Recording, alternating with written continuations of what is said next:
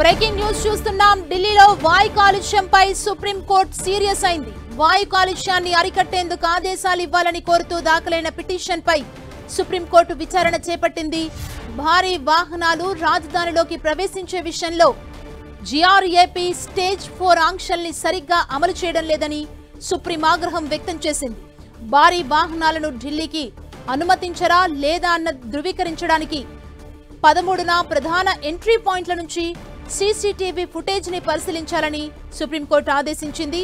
వాయు కాలుష్య పరిస్థితిని సమీక్షించేందుకు 13 మంది అడ్వకేట్లతో కమిటీని ఏర్పాటు చేసింది సుప్రీంకోర్టు. నవంబర్ 25 లోపు నివేదిక సమర్పించాలని సుప్రీంకోర్టు ఆదేశించింది.